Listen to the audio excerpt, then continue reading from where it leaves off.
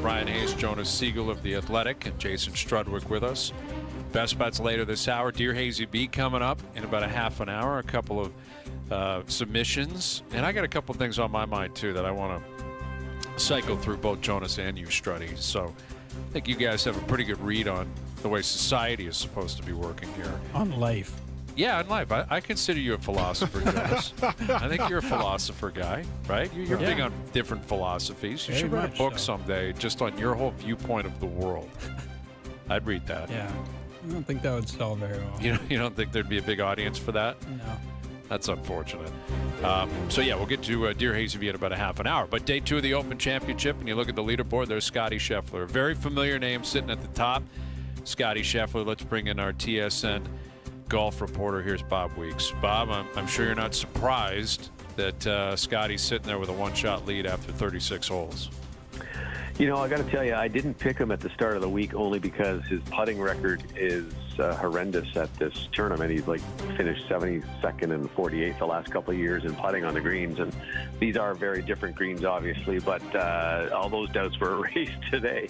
I mean, he played exceptionally well, and I was telling someone today in the newsroom, if you didn't have a scorecard in front of you, or if they weren't keeping score on TV and you looked and watched him play, I don't know what you would have thought he shot, but I don't know if it would have been 64. It just seemed like he was escaping from, anytime he hit a bad shot, he never compounded it. He'd get a good shot. He drained some long putts. He drained some short putts. But it was sort of one of those methodical rounds that Scotty Scheffler has become known for. And I mean, now he's not only got a one-shot lead, but he's got everybody behind him looking and saying, how are we going to catch this guy? Yeah, it's pretty incredible. The way he came home, too, it looks so consistent, so under control. And you mentioned, the putting over there in particular, and the elements are unpredictable.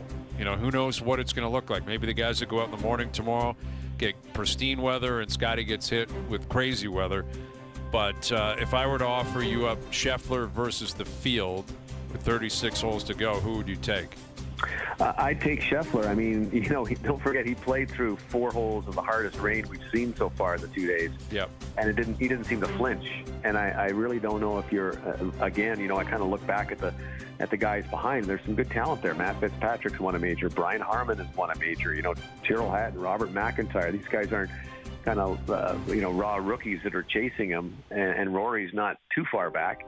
But I just don't see them playing with any kind of consistency like Scotty has played with. And as you said, it's kind of sort of methodical. It's kind of, he just doesn't make 2 mistakes. If he makes one, he corrects it, and he doesn't make one very often. So it's enticing to watch, but it must be frustrating if you're another golfer to see him do it week after week. Yeah, it's pretty incredible. Watching the coverage today, I want to say he was hitting into 15. And, he hit the front of the green and it kind of spun off into the front. It was not a horrible shot. Obviously, it was a bit of a miss, but not a horrible shot. And he was in the fescue. It was a difficult kind of position for him to control the ball. And I think it was Brad Faxon and Hicks and the whole crew was like, oh, that's a huge mistake. And I'm like, that's a Scheffler huge mistake. The rest of the field would have been okay with that shot. But we've become so accustomed to this guy never missing anything. And sure enough, he went up, chipped it to 2 feet, tapped in for par, moved on with his day. But that's kind of even how, the broadcasters are reacting to him, Bob, that the rest of the field would be okay with his miss. And because it's him, it almost seems extreme. It's amazing. I mean, we talked on Thursday about the fact that he only hit three fairways. But when he missed the rough, he either just missed. He wasn't in anything too terrible, first cut or something like that, or he got these great lies. He rarely ever had to kind of hack one out. He did one today, but on 17 again today, he drove it really far right. He was well off course, but somehow he doesn't. He only had about 100 yards, but still he hits it into 14 feet and drains it for birdie.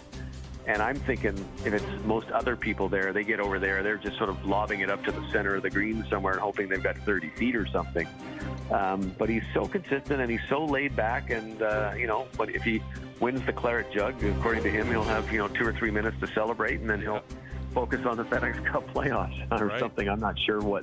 That's the kind of laid-back attitude that this guy has, and it's just so impressive. It's really perhaps one of the most impressive things I've seen, since Tiger's days when he was sort of dominating, and now I think he's kind of intimidating the rest of the field, to be honest. Well, Bob, what did you make of his comments earlier in the week just on winning? Were you surprised? Not really. I've had some good conversations with Scotty over the years, and I think I've seen him, and not only him, but a lot of other golfers. They kind of evolve. They evolve over time. They come up from college, and all they want to do is play golf, and then they get married, and they say, "Oh, I've got someone else in my life," and then they have kids. And they realize, I think, during those transitions in their life that there is a lot more to golf. And golf is a little different than, say, Super Bowl or Stanley Cup. Like the Florida Panthers celebrated for 2 weeks after the Stanley Cup. But after the Masters, Rory's got a tournament starting Monday.